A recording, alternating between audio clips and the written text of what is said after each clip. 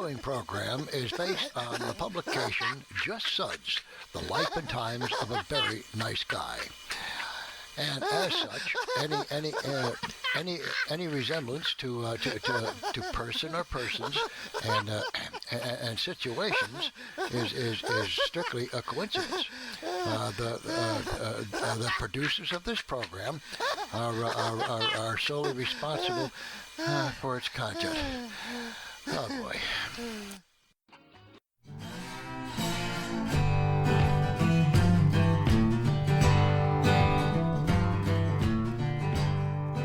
When dudes like me got out of high school, we got a diploma in one hand and nothing else in the other. No, nothing. We had a good time for about a week. And then since we weren't going to college, running for president, stuff like that. We drove around in a car we called the Blue Beast, a car that my buddy Bob had, when we could afford the gas, man. We went to the root beer stands and watched the pretty girls on roller skates, hanging trays on the car doors. And we hung out with the car meets, and our buddies, stuff like that. Well, the summer was going by, stuff was lazy like, And then while walking along Main Street, downtown, we passed a sign in a window with a dude in a uniform. And he was like in Paris, France, with a bunch of buds in uniform too. And they were surrounded, by pretty girls, man. And in the background, there was this big French tower, like in our history books. Leon kept on looking at the picture. Wilbur was peeking in the window when a dude in a uniform, just like in the picture, man, came to the door and invited us in. Yeah. We went inside, and this dude in the uniform, oh man, he was cool. He gave us some stuff, and talked about all the places that he's been to, and the different jobs that he's had, stuff like that. My buddy Wilbur's dad worked for the phone company, and he was a lineman. There was a poster of a lineman in a uniform doing the very thing that his dad was doing, man. And there were other dudes in uniform doing stuff that our dads did too.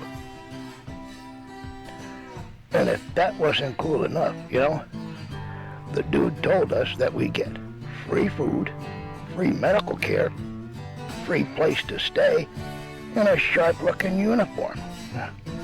And on weekends, we could wear our uniforms and date the ladies too.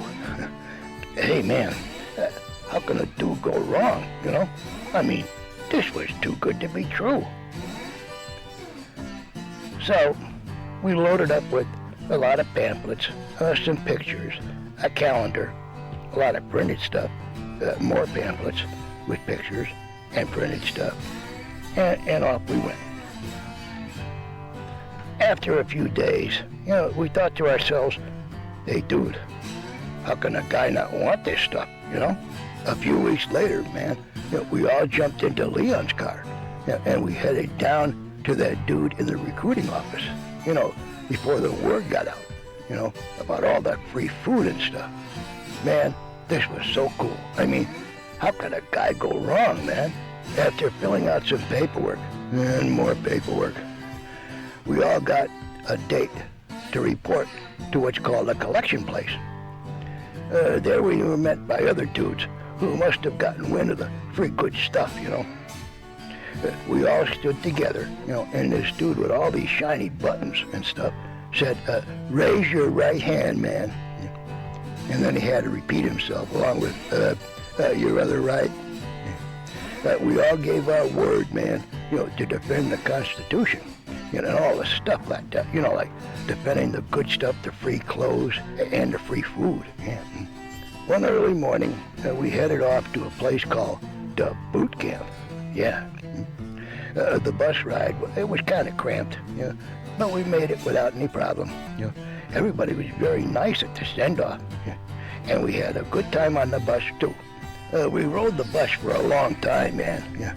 But then, in the distance, was this big place, you know?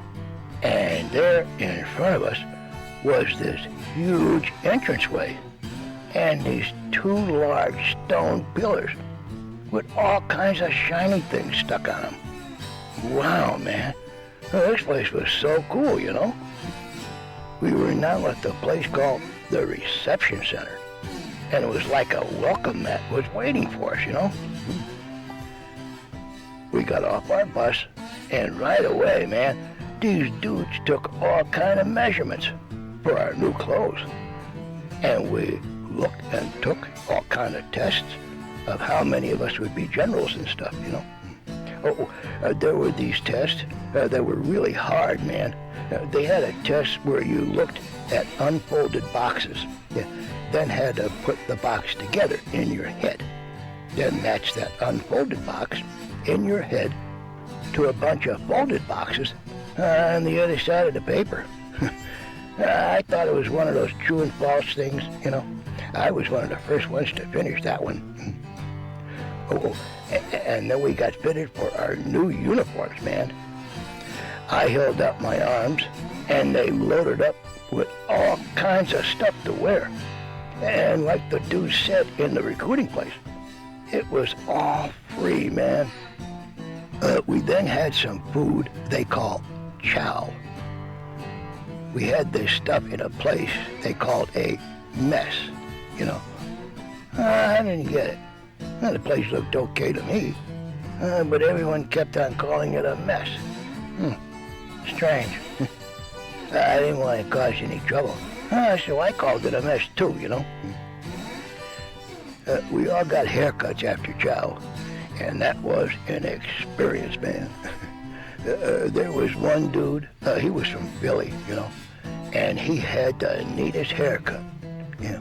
He had long black hair, and he kept on combing it, you know. It was his turn in a long line of barber chairs, and the barber was real nice. Yeah. He asked the dude how he'd like it, saying it was a nice haircut. Yeah. The dude said he told the barber just to trim, you know, and a little off the sideburns.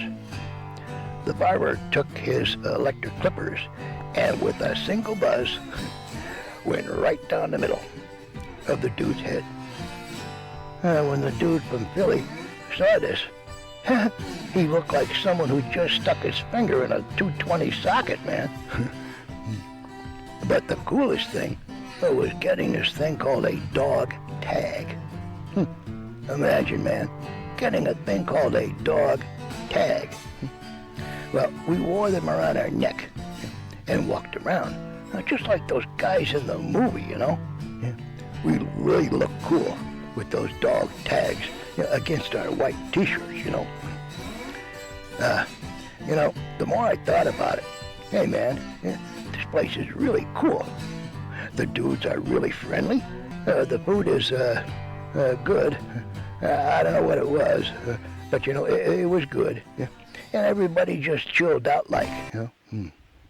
You know, all in all, man, I'm a little homesick, but I think I'm going to like this place. After a few days at the reception station, we were headed for a bus to take us to our real boot camp basic training. Yeah. So we said goodbye to all the nice dudes, man. They gave us all this free stuff, and we headed off. Yeah. We arrived at a place where our real basic training was to start, you know, and a bunch of really big dudes were waiting for us. Yeah. These dudes didn't look all that happy to see us, man. Maybe because it was raining and everybody was soaked. I don't know, just a guess. This big dude got on our bus and kept claiming that we were on his bus. He wanted us off, man, but like yesterday, we got off as quick as we could. Not before I told the bus driver, not cool, man, to use another man's bus, you know. We stood in the rain for hours, man. And this big dude with the round hat kept on being angry, you know, and talked very loud, man. He was upset about something, I don't know what, but he was upset for sure, man. Just then, the big dude told us that he was our drill instructor, otherwise known as a DI. Just then, he turned to walk away from my place, when he sneezed. My buddy Greg, who was in front of me, without thinking, said, "Bless you," and then realized what he did, man. The big DI dude turned on his heels very slowly, grinding the gravel, and started towards Greg. The dude behind me looked over my shoulder and whispered to Greg, "Goodbye, Greg." The big DI dude didn't say anything, just a cold stare, and moved away. We were then brought into our home for the next 8 weeks. It was called a barracks, man. The big DI dude showed us how to make a bed, called a bunk, and then how to put things into our wall locker. And then we got a foot locker, which was really cool, Just about that time, Leon, who was in my shop class, raised his hand and asked if he could go to the bathroom. Well, for Leon, the rest of the day went downhill from there, man. Right downhill. For the rest of the week, we did a lot of marching around, Now, for whatever reason, the military has this hang-up with the left foot, maybe it's just me, but we were constantly reminded about our left, over and over again. I mean, I know where my left foot is, man. It's been with me for a long time, After marching forever, we stood in line and got issued our rifle. Man, this thing weighed a ton. But as time went on, man, we got used to it, We then went on what was called a bivouac. That's like camping and a half, man. I got a shelter half, and that had buttons on it. The buttons were for another shelter half that had buttons too. Unfortunately, no one around me had buttons on their shelter half, only snaps. Well, I found another dude that had something like I had. He was a nice guy too, Well, we also had this thing called a mattress pad. This mattress pad was nothing more than an inflatable thing that we laid on. Fortunately, it's very slippery on grass, pine needles, leaves, and twigs. So the next morning, since we were all on a hill, most of us slid out of our tents at night, waking up at the bottom of the hill. Go figure.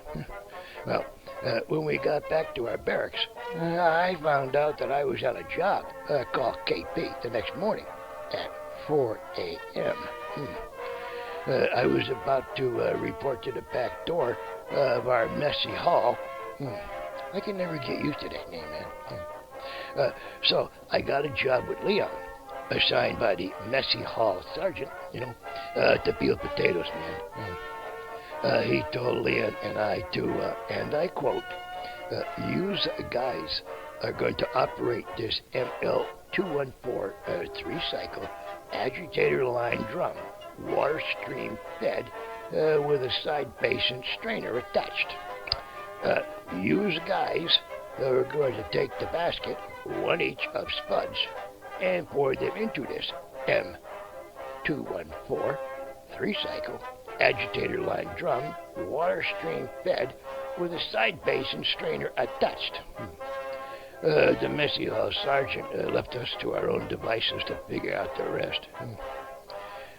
So we poured a basket, one each, of spuds into this M214, flipped on the red button, and let her whirl, man. A few minutes later, they came out the size of buckshot.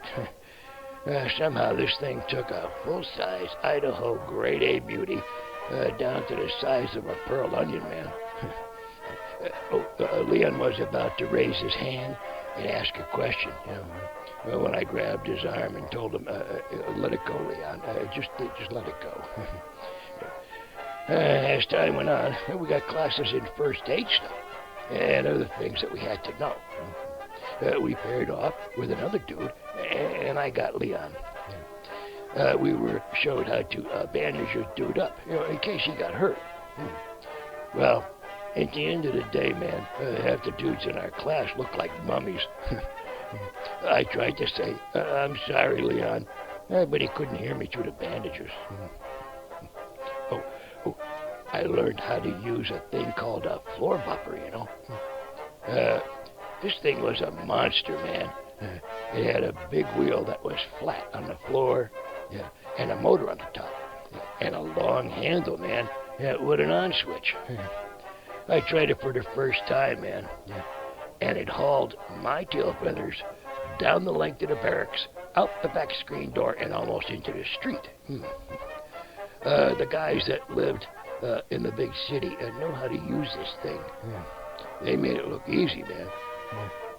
We could always tell when the dudes on the second floor of our barracks were using their flubber. They banged in and ricocheted off of every bunk, support beam, and trash can within striking distance of that monster, man. However, the floor bluffer wasn't really all that bad when compared to the can, man. The place where one sits and does his thing.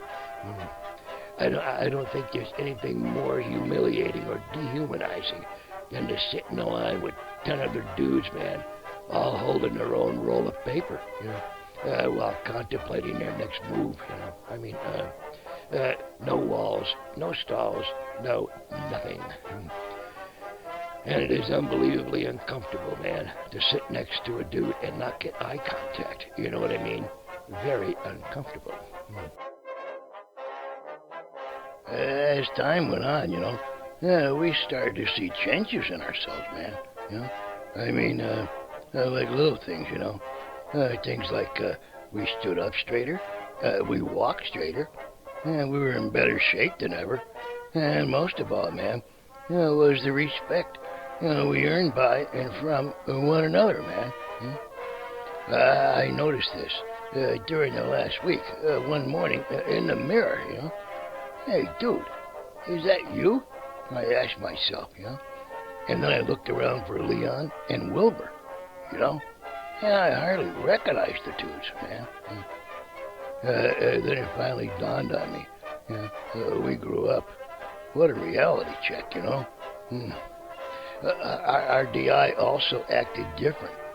His voice was lower. He didn't get angry anymore.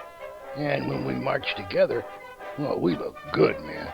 I mean, solid good, for the first time in my life, I thought to myself, Sudsy, old boy, you belong to something a lot bigger than yourself, man.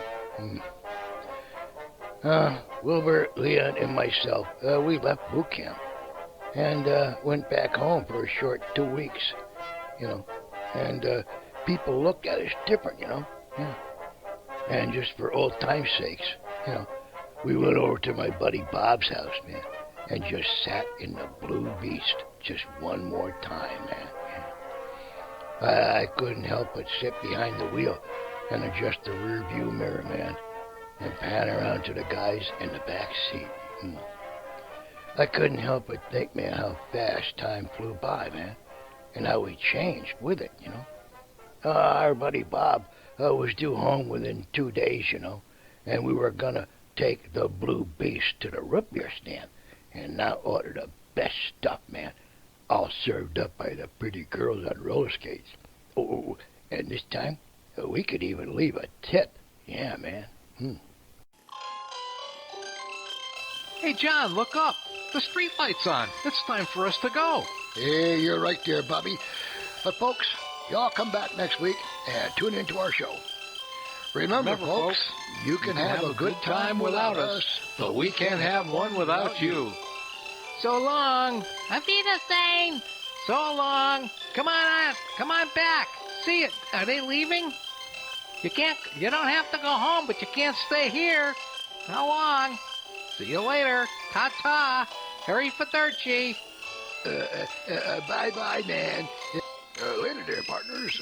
See you all around. Yeah, next time, etc. Watch your step there, son. Watch it. He doesn't like to be scratched there. Okay. You all go. Bye. Bye.